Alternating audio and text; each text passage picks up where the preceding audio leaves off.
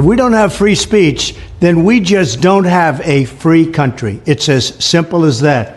If this most fundamental right is allowed to perish, then the rest of our rights and liberties will topple, just like dominoes, one by one. They'll go down. That's why today I'm announcing my plan to shatter the left-wing censorship regime and to reclaim the right to free speech for all Americans. And reclaim is a very important word in this case because they've taken it away. In recent weeks, bombshell reports have confirmed that a sinister group of deep state bureaucrats, Silicon Valley tyrants, left-wing activists, and depraved corporate news media have been conspiring to manipulate and silence the American people. They have collaborated to suppress vital information on everything from elections to public health. The censorship cartel must be dismantled and destroyed, and it must happen immediately. And here's my plan. First, within hours of my inauguration, I will sign an executive order banning any federal department or agency from colluding with any organization, business, or person to censor, limit, categorize, or impede the lawful speech of American citizens. I will then ban federal money from being used to label domestic speech as mis- or disinformation. And I will begin the process of identifying and firing every federal bureaucrat who has engaged in domestic censorship, directly or indirectly, whether they are the Department of Homeland Security, the Department of Health, Human Services, the FBI, the DOJ, no matter who they are. Second, I will order the Department of Justice to investigate all parties involved in the new online censorship regime, which is absolutely destructive and terrible, and to aggressively prosecute any and all crimes identified.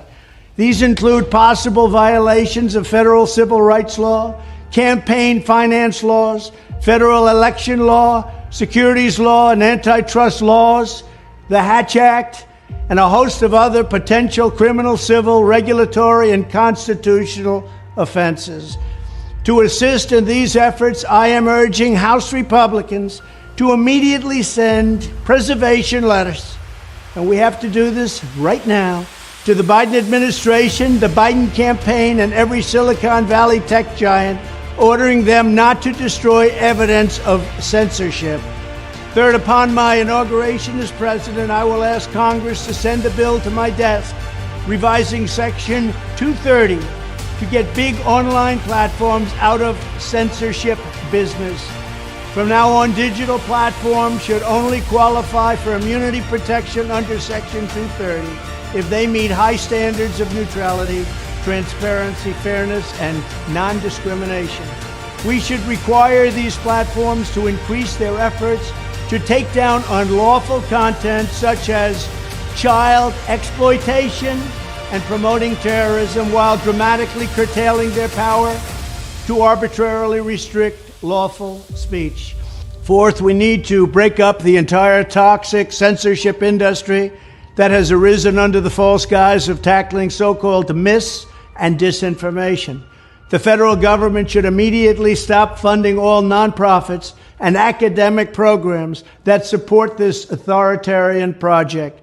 If any U.S. university is discovered to have engaged in censorship activities or election interferences in the past, such as flagging social media content for removal of blacklisting, those universities should lose federal research dollars and federal student loan support for a period of 5 years and maybe more.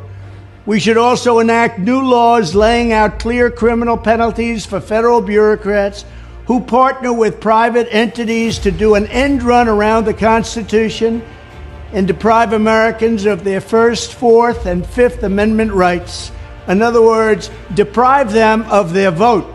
And once you lose those elections, and once you lose your borders like we have, you no longer have a country.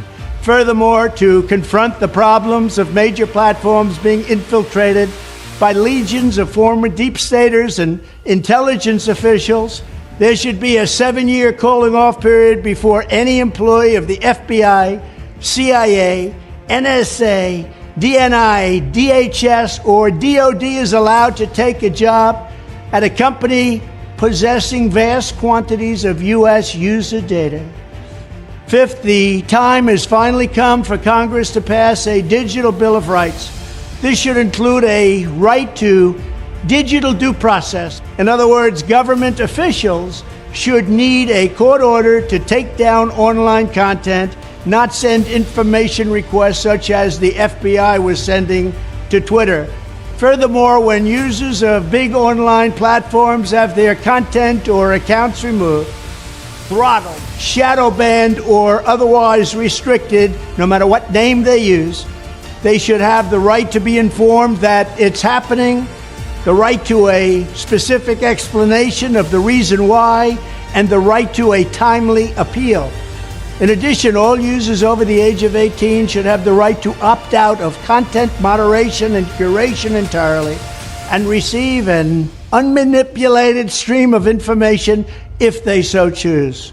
The fight for free speech is a matter of victory or death for America and for the survival of Western civilization itself. When I am president, this whole rotten system of censorship and information control will be ripped out of the system at large. There won't be anything left. By restoring free speech, we'll begin to reclaim our democracy and save our nation.